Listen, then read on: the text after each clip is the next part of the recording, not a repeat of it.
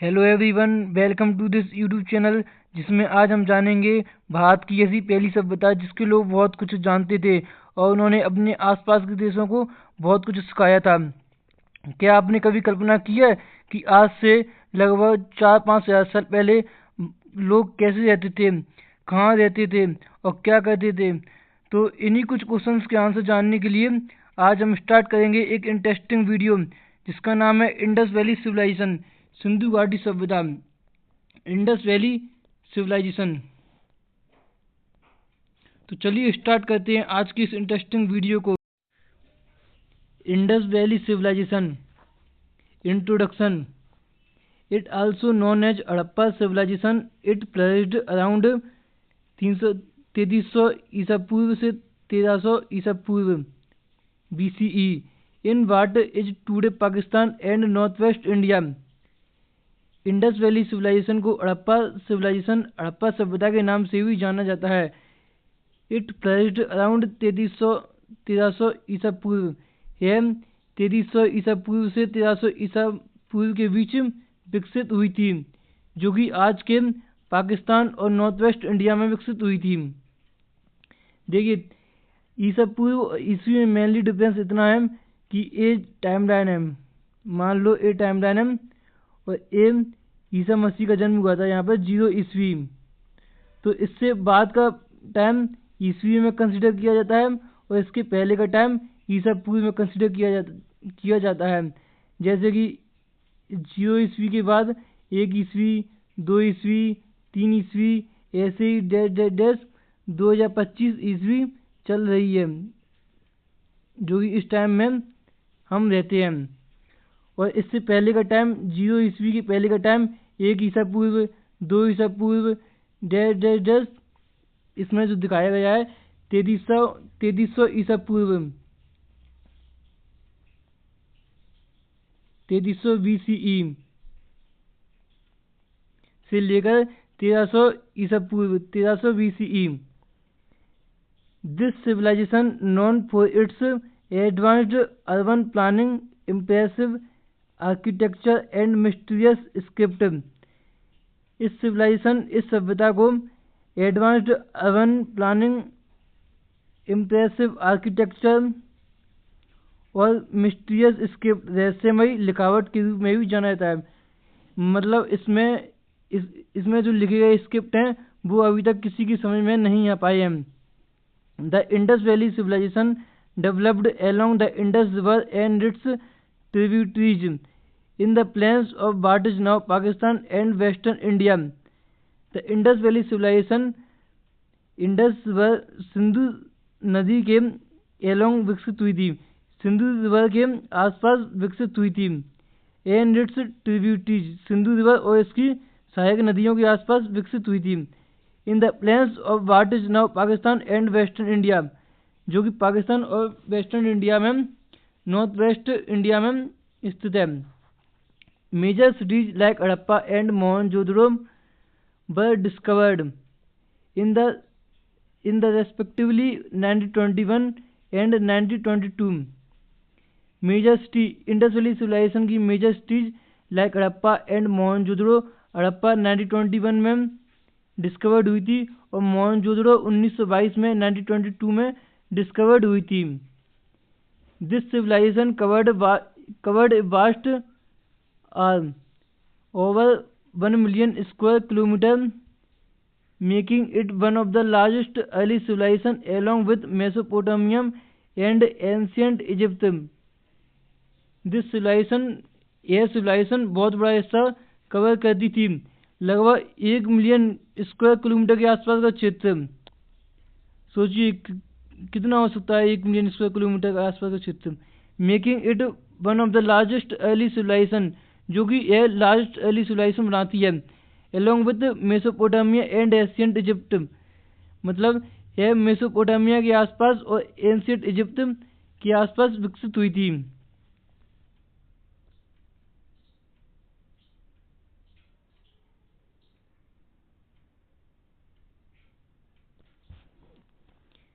The fertile river plains supported agriculture which formed the economic backbone.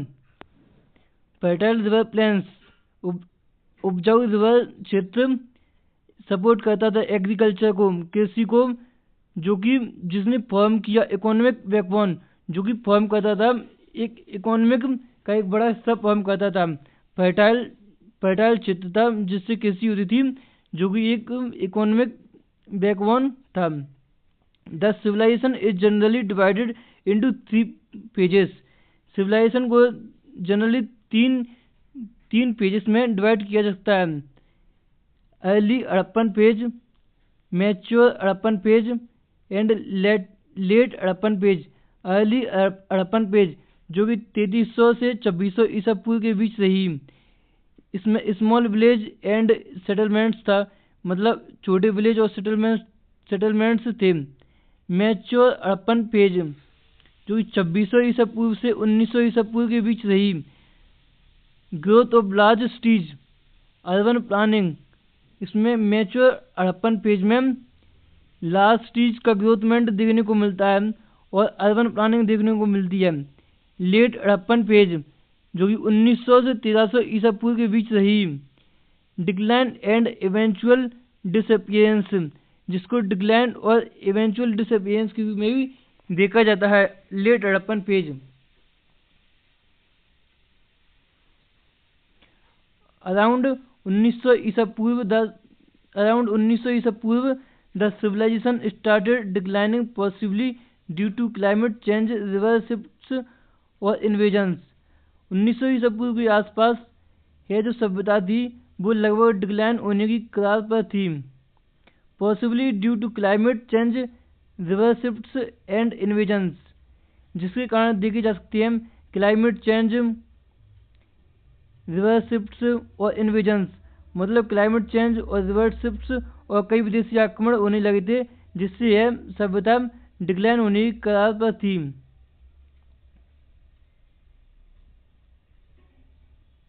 आप यहाँ पर map में देख सकते हैं, ये इंडिया है, इंडिया के नॉर्थ वेस्ट का पार्ट, और ये पाकिस्तान और थोड़ा सा कुछ अफगानिस्तान का भाग ये सिंधु घाटी सभ्यता कवर्ड करती थी।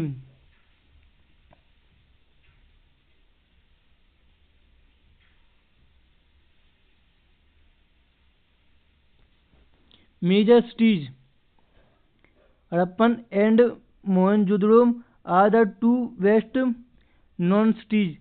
हड़प्पा और मोहनजोदड़ो इसकी दो वेस्ट सिटी जानी जाती हैं।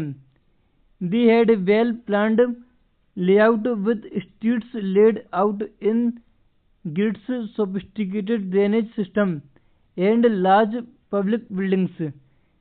उनके पास वेल प्लान्ड बहुत अच्छा लेआउट था, स्ट्रीट्स का, रोड का बहुत अच्छा लेआउट था, इन ग्रिड्स, सोफिस्टिकेटेड ड्रेनेज सिस्टम, और उनके पास ड्रेनेज सिस्टम भी बहुत बढ़िया था। एंड लार्ज पब्लिक बिल्डिंग, और लार्ज पब्लिक बिल्डिंग थी, मतलब बहुत बड़ी बिल्डिंग थी। Houses were mostly made of baked bricks with flat roofs and courtyard. Houses mostly पकी हुई ईंटों से बने होते थे, विथ फ्लैट रूफ, और उनकी छत समतल होती थी, और वहाँ आंगन और घरों में आंगन भी देखने को मिलते हैं। Cities had citadel area on a raised platform for public buildings और possibly the elite resident. Public building और संभवतः इलाइट रेजिडेंट्स बहुत अच्छे निवासी सिटेडल दुर्ग में रहते थे, जो ऊपर स्थित होते थे, ऊपर रेज्ड प्लेटफॉर्म पर स्थित होते थे दुर्ग, वहाँ पर रहते थे। Other important sites include Dholavira Gujarat, Lothal Gujarat, Rakhigarhi Haryana and Kalibangan Rajasthan. Other important site in Sindhu घाटी सभ्यता की अदर इम्पोर्टेंट साइट्स एक धौलावीरा गुजरात में थी, लोथल गुजरात में, राखीगढ़ी हरियाणा में और कालीबंगन राजस्थान में देखने को मिलती हैं।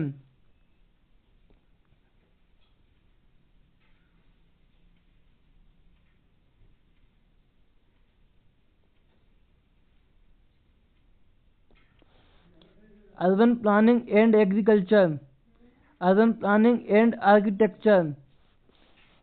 The Indus cities were famous for their advanced urban planning. Sindhu घाटी सभ्यता की सिटीज बहुत ही फेमस थी उनके एडवांस्ड अर्बन प्लानिंग के लिए. Streets ran north, south and east west intersecting at right angle like a modern cities. इनकी जो रोड प्रणाली थी वह नॉर्थ साउथ और ईस्ट वेस्ट में राइट एंगल पर इंटरसेक्ट करती थी. They had sophisticated drainage and sewage system. Almost every house was connected to covered drainage. They had sophisticated drainage and sewage system. उनके पास निकास प्रणाली और सीवेज सिस्टम बहुत बढ़िया था. Almost every house was connected to covered drains. Wells provided fresh water. Wells provided fresh water. जो कुएं होते थे वो फ्रेश वाटर प्रोवाइड करते थे. Public baths like the great bath. Public baths like the great bath of Mohenjodaro. Mohenjodaro में एक great स्नानागार मिला है. So the importance of cleanliness and possibly ritual bathing. जो कि मोहनजोदड़ो में एक ग्रेट स्नानागार मिला है जो cleanliness and possibly ritual bathing की महत्वता को इम्पोर्टेंस को दर्शाता है कि वहाँ पर कितना क्लीनलीनेस देखा जा सकता है.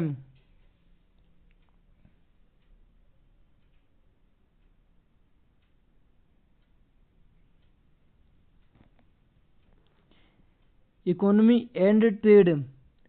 The economy was based on agriculture, animal husbandry, crafts and trade.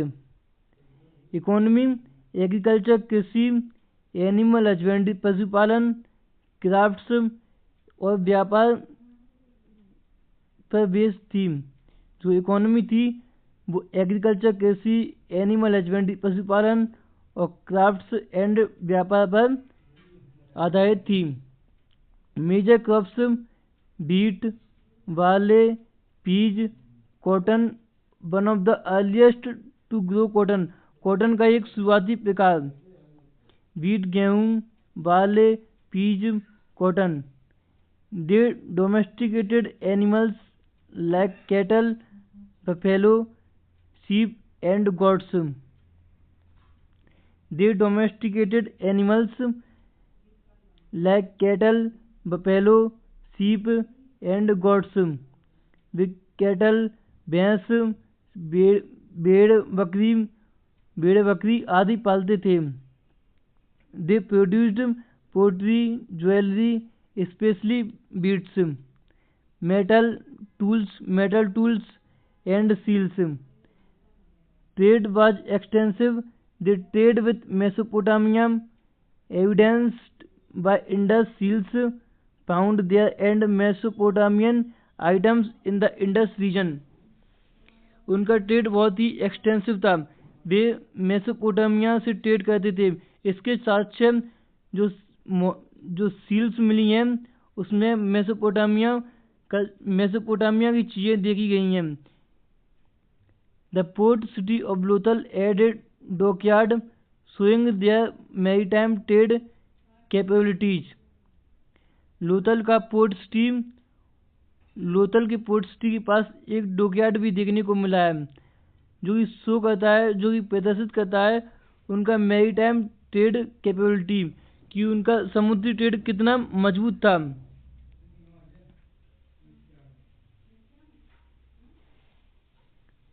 Lothal का बंदरगाह, लोथल का dockyard.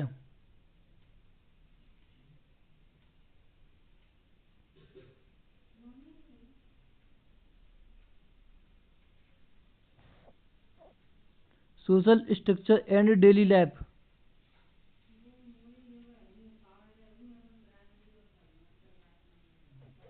Social structure and daily life. There was no clear evidence of palaces or temples suggesting a possibly egalitarian society or a different form of governance. There was no clear evidence of palaces or temples suggesting a possibly egalitarian society और a different form of governance. Temple से कोई साक्ष्य नहीं मिली है। Craftsman, traders, farmers and priests were likely social groups. Craftsman, traders, farmers और priests were likely social group. Craftsman व्यापारी, किसान और पुजारी इसके सोशल ग्रुप थे। Houses ranged from simple to elaborate indicating social differentiation. They wore cotton clothes, made jewellery from gold, silver and semi precious stones. वह cotton के बने हुए कपड़े पहनते थे जो कि ज्वेलरी गोल्ड की बनी हुई, सिल्वर और सेमी प्रीशियस स्टोन्स और कुछ महत्वपूर्ण स्टोन्स पत्थर की बनी हुई ज्वेलरी पहनते थे। Food included grains, fruits, vegetables and meat. Food included grains, fruits, फल, वेजिटेबल, सब्जियां और मीट।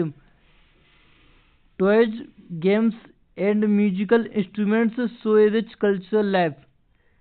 खिलौने, खेल और म्यूजिकल इंस्ट्रूमेंट्स एक रिच कल्चरल लाइफ को प्रदर्शित करते हैं।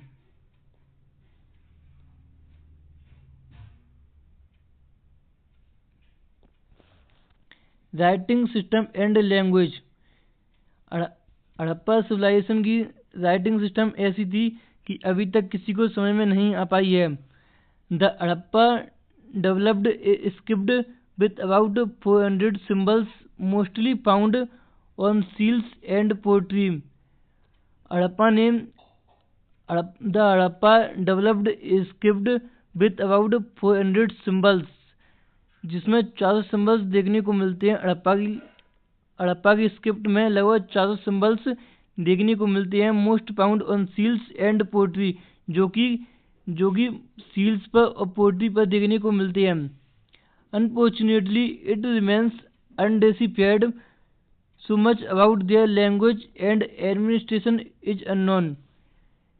यह जो लगभग 400 सिम्बल्स देखने को मिलते हैं, ये अभी तक पढ़े नहीं जा चुके हैं, इसलिए उसकी एडमिनिस्ट्रेशन और उसकी लैंग्वेज के बारे में कुछ नहीं कह सकते।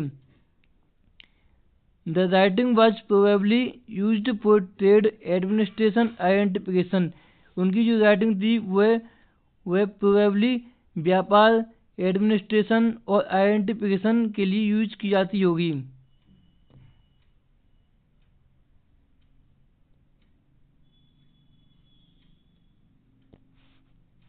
Religion and belief.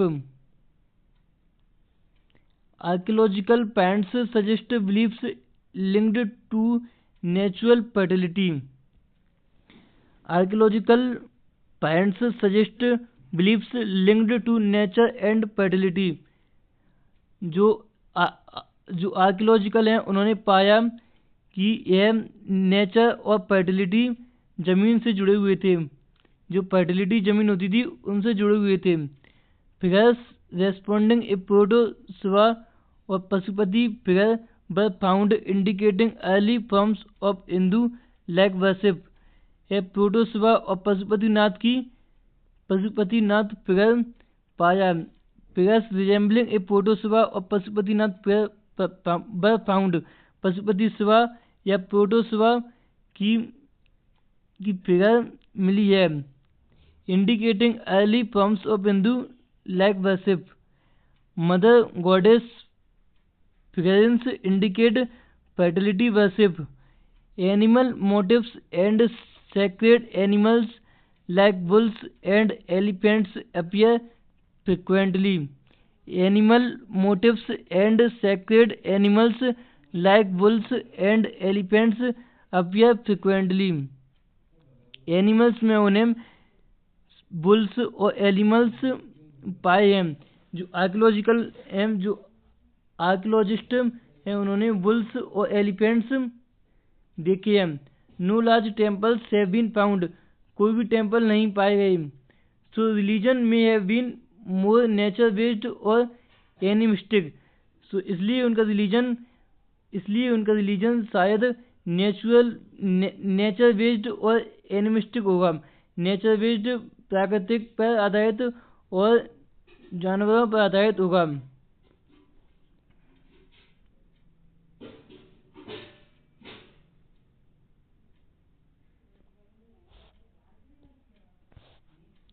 The decline and legacy. The civilization began to decline around 1900 BCE. 1900 ईसा पूर्व। Regions include, ये जो सिविलाइजेशन सभ्यता थी वो लगभग 1900 ईसा पूर्व के आसपास डिक्लाइन होने लगी थी। उनके पीछे के रीजन्स नीचे दिए गए हैं। Number 1, climate change leading to drought और रिवर शिफ्ट्स।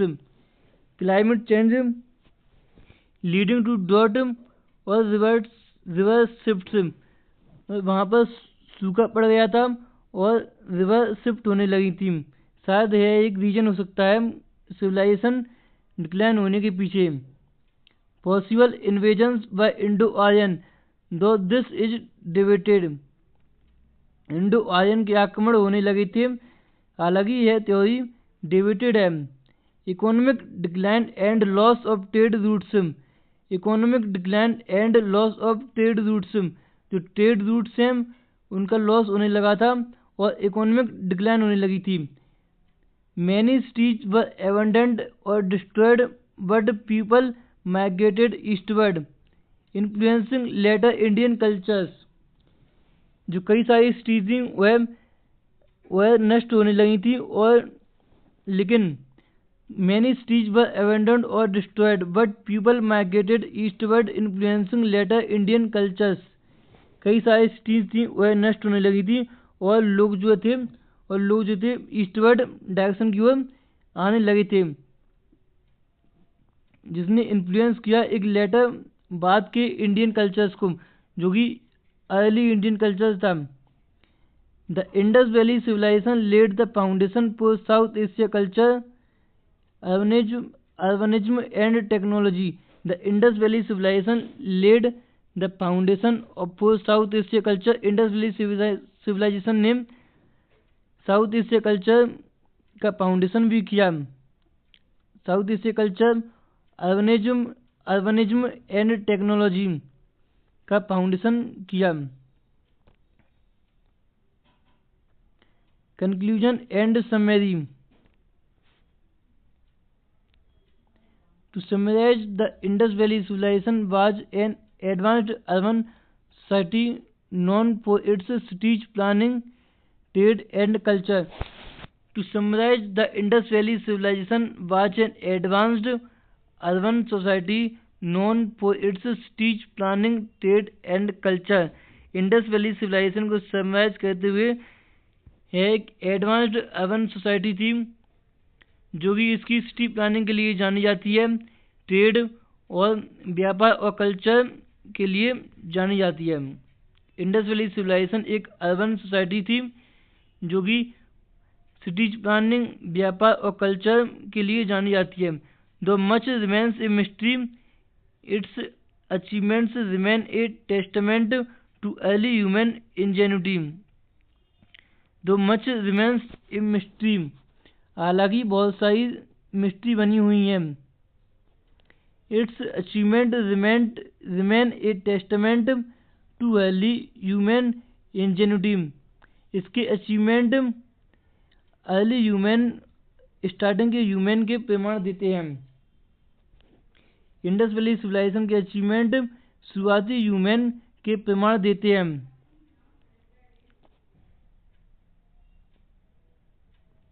यदि इस वीडियो से तुम्हें कुछ नया जानने को मिला तो आगे के लेसन्स के लिए इसे लाइक, कमेंट्स एंड सब्सक्राइब करना मत भूलिए। अपने क्लासमेट्स या किसी ऐसे व्यक्ति के साथ शेयर करें जो इसके बारे में उत्सुक हो। मिलते हैं अगली वीडियो में। थैंक यू, धन्यवाद। Thank you.